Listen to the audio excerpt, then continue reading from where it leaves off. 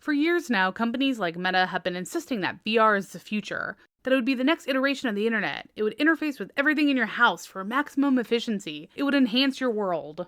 And so far, there's just been a lot of overpromising and under-delivering, with repetitive games and supposed life enhancements that are not worth the neck pain and motion sickness that it comes with. But while I'm a cynic by nature, I will say that VR does have potential. But if it doesn't really reach its full potential, it will not be because of the tech or the possibilities or the lack of imagination. The problem will be who controls the devices and how they make money.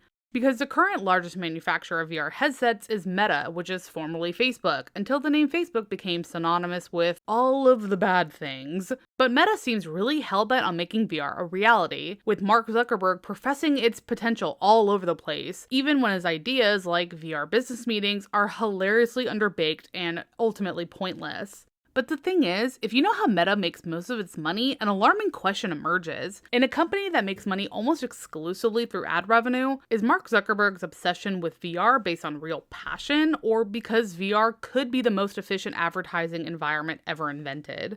You see, VR could be the perfect platform to sell more advertisement, because once ads start invading the VR space, they're effectively being bird boxed straight into your eyeballs. And that's the key difference here between traditional media advertisements and ones that could be delivered in VR. With your phone, you still have some agency to look away from the screen or put the phone face down for a moment. You can mentally disassociate while the unskippable ad runs. But with VR, you're not just watching an ad, you would be inside of it. And with eye tracking, motion tracking, and other things available with VR tech, the ad can also follow your eyesight even if you try to look away. And more alarming, advertisers could use it to mine data that will tell them not only that you were shown an ad, but it could give them insight into where exactly you looked on the ad, for how long, and what your expression was while seeing it. Haunting. With the potential of VR ads to be beamed into your face, it's essentially ocular detention. You'll be subleasing your eyeballs to advertisers without even getting a cut. And you might say, maybe I'll just close my eyes, or take the headset off for a second, right? Well, with eye tracking, the headsets will probably actually be able to tell if you're actually watching it or not. And maybe the company will make the ad not progress until you actually are viewing it. Because let's be honest, why wouldn't they? This is a setting that companies already employ today. If you have an ad open on one tab and you move to a different tab, sometimes the ad doesn't play until you go back to it. Ads are already pushing the limits of consumer patience, and while some people try to find a workaround, most people by and large just put up with it.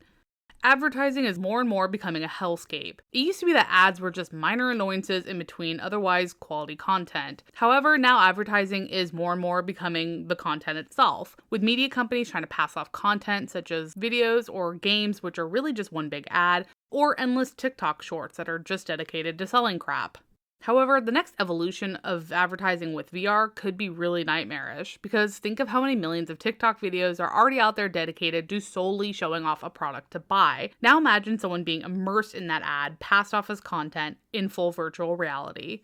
In the nightmare world of the attention economy, where companies are desperately paying to try to grab your attention in a sea of noise, the obstacles to your attention would be much lower in VR, which could essentially offer attention captivity, where focus is inescapable. And I know this may make me sound like a bit of a tinfoil hat aficionado, but in a world where advertising is such a significant source of revenue for many major companies, I just can't imagine a world where this wouldn't be exploited at the helm of corporate greed. Because there are a lot of components in VR technology such as eye tracking that already exist that can make the next evolution of our current advertising hellscape even worse. And when the only thing preventing this from being a reality is corporate restraint, let's just say I don't have a lot of confidence in that holding up. And the sad thing is, VR does genuinely have promising real-world applications.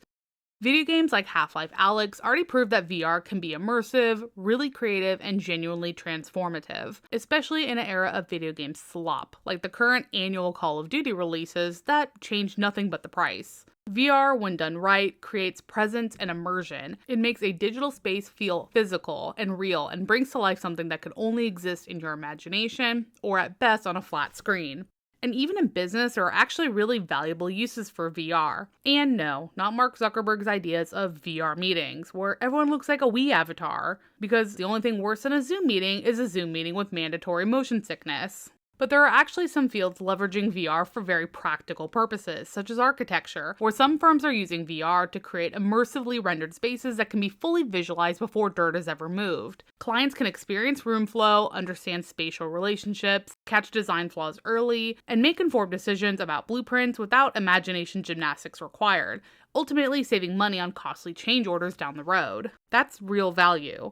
And another strong business application has been medical training. VR allows medical or nursing students to get immersive experience in patient care long before having to apply it in the real world, which better prepares students for the next level of real-world training with no risk to patient safety. And obviously we all know pilots have been using this exact type of training for decades for this exact reason, because of its level of immersion. Smaller VR headsets expand that capability and reduces barrier of entry for many fields. And these are a few of hundreds of ways that VR could have real-world applications, and it could make VR a true leap forward in technology. But that is, as long as corporate greed doesn't kill the VR industry in its infancy. So, do I think that companies will actually allow VR to reach its full potential before trying to turn it into yet another revenue extraction mechanism? Obviously no. I am a cynic after all. But it's not just cynicism. Companies have increasingly stopped making money by selling products or services. Instead, they make money by selling access to you. You're no longer just the customer. You're instead the actual product.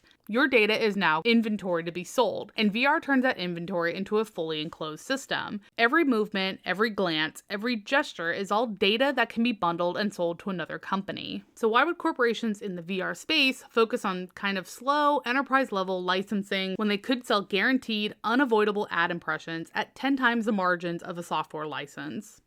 Therefore, corporate greed and advertising obsession will probably ruin VR, just like it has with social media, streaming services, search engines, and basically every digital space that once felt uniquely human. Like every new platform, VR will quickly dissolve from promising to change everything to overstuffing every moment with ads to keep executives well paid. So no, I don't think VR will be an exception to this. The corporate advertising monster needs to feed once more, and it's becoming increasingly more efficient, as it will probably kill VR even before it reaches full maturity. So instead of creative worlds, educational simulations, meaningful immersion, and practical uses, we will probably get something a lot worse. Think Ready Player One. Generic environments sponsored by big corporations, places chock full of product placement, and maybe even ads baked into the law of physics, like watch this ad or get shot into space. Virtually, of course. I mean, just think of what major video games have been doing the last few years. VR will probably be a generic space cross-promoted to all hell, where billboards follow your gaze, and with generated storefronts that are tailored to your exact spending habits. And worst of all, these spaces will still probably require a monthly subscription.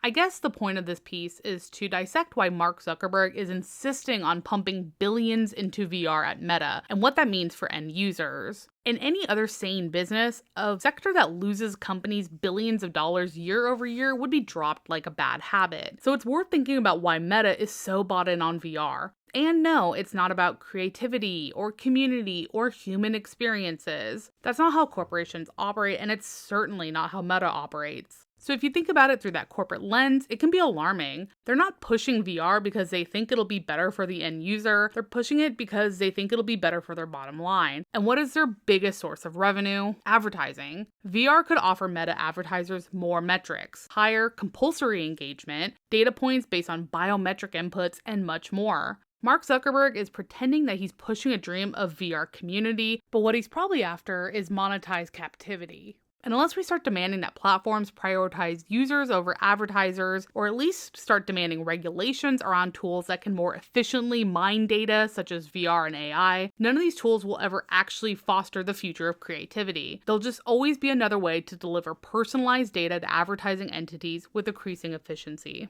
That's all I have for you today. Let me know what you think in the comments. And if you like this type of content, be sure to subscribe for more.